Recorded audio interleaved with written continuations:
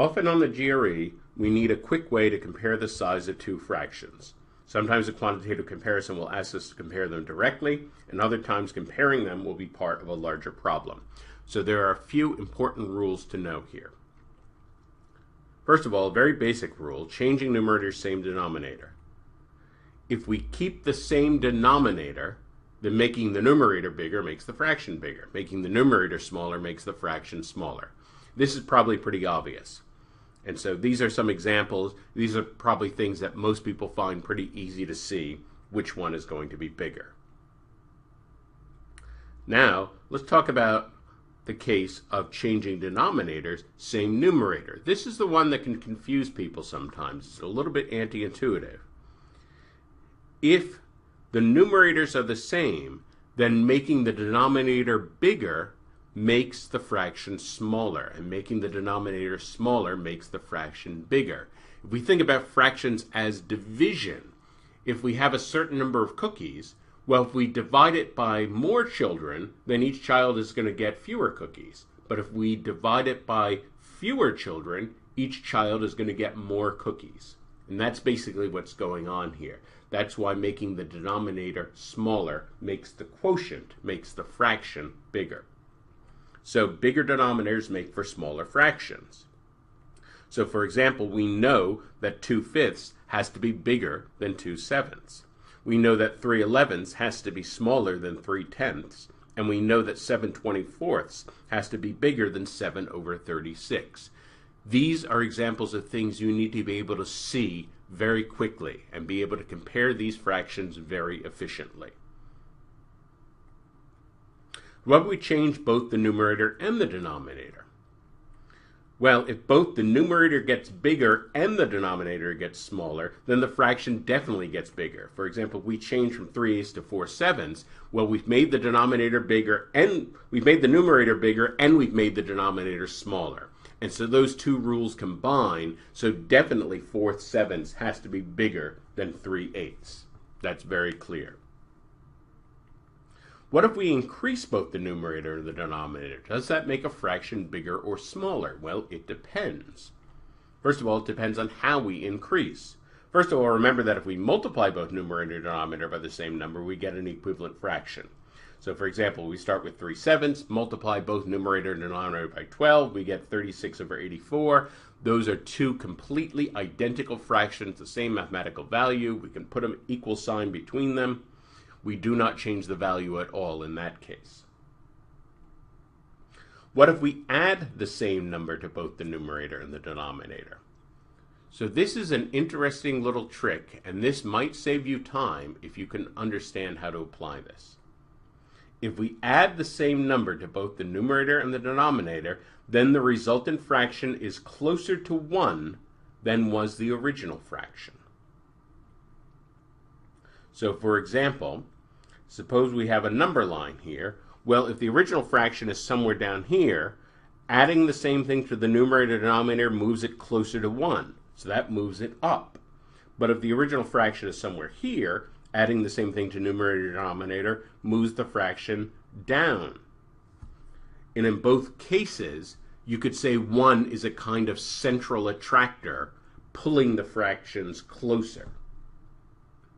So let's talk about this with numbers. Suppose we start with the fraction 2/5. Of course, 2/5 is less than 1. Now add 6 to both the numerator and the denominator. We get 8/11. Well, how we made things bigger or smaller? Well, think about where we are on the number line. 2/5 is less than 1. Adding the same number to the numerator and denominator moves the fraction closer to 1, which in this case moves it up, and so we see that 8/11 has to be bigger than 2/5. Again, start with 7/4. 7/4 is larger than 1, of course. It's an improper fraction. Add 1 to both the numerator and the denominator, we get 8/5, and we might ask, have we made things bigger or smaller? Well, again, think about where we are on the number line.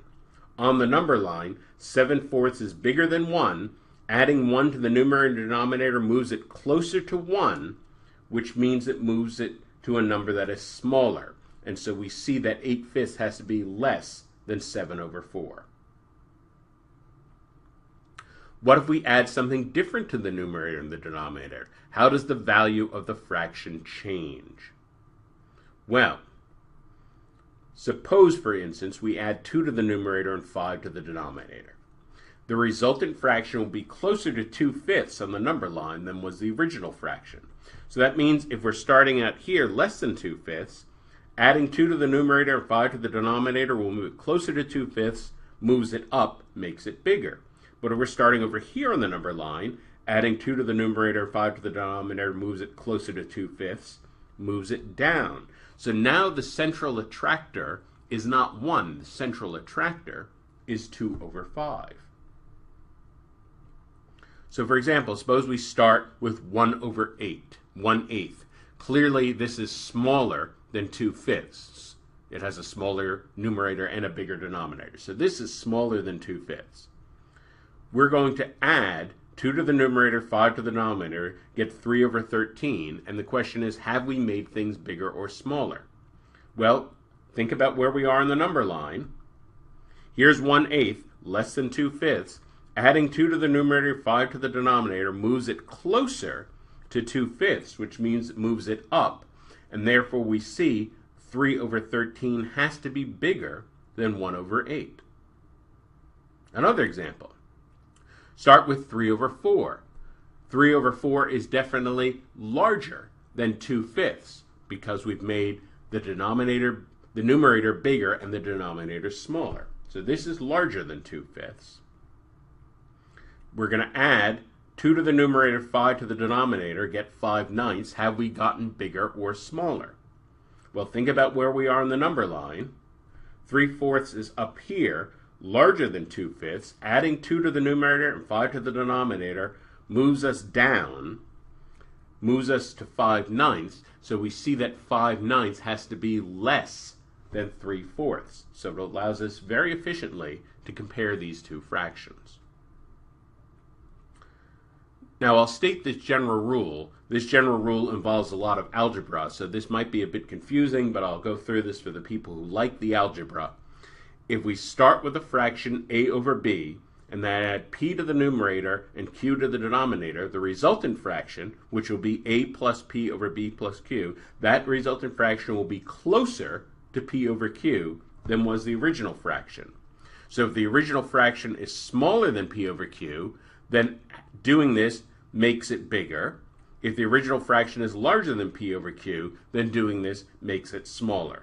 And so again, whatever we're adding p to the numerator and q to the denominator, that fraction p/q becomes the central attractor. Fractions here move closer to it, fractions here move closer to it, so the ones here get larger and the ones here get smaller. If you see to apply this rule, it can be a very powerful shortcut. If we subtract numbers from both the numerator and denominator, the effect is the opposite. So I would recommend think in terms of adding. Think in the direction that you'll be adding, and that will make it easiest to apply the rule. If we add to the numerator and subtract from the denominator, or vice versa, then whichever fraction has a larger numerator and a smaller denominator is bigger. Now here's another completely different trick for comparing two fractions. This is also a really time-saving shortcut. Suppose in a problem we have to compare quickly the size of 7/11 and 5/8, two relatively close fractions, to decide which one is bigger. Using the calculator, then writing the decimals down to compare them would be time-consuming. Instead, write the fractions with a double question mark sign between them. This double question mark could represent greater than or less than. So we don't know. 7/11, is it going to be larger than or smaller than 5/8? We don't know, so we're just writing double question marks. Now simply cross multiply.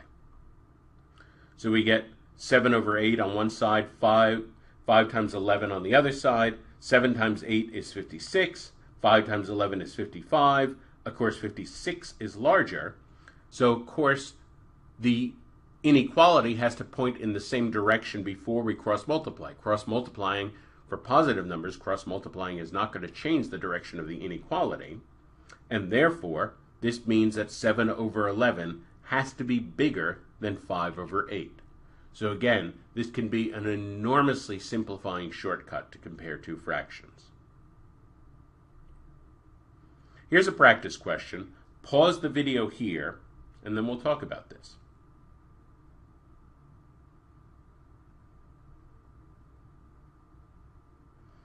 Okay, a few things to notice. We notice that essentially what we've done is we've added 100 to the numerator and 200 to the denominator. And of course, 100 over 200 equals 1/2. Well, 4/5 is larger than 1/2. So when we start with 4/5 and add 1 in the numerator and 2 in the denominator, or anything else in that ratio, the fraction gets smaller. And so we can see, just by applying this trick, that column A must be bigger.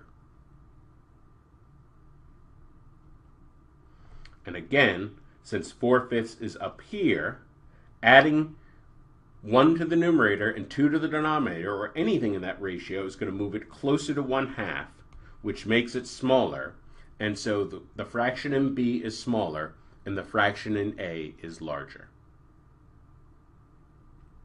Here's another practice question. Pause the video, and then we'll talk about this.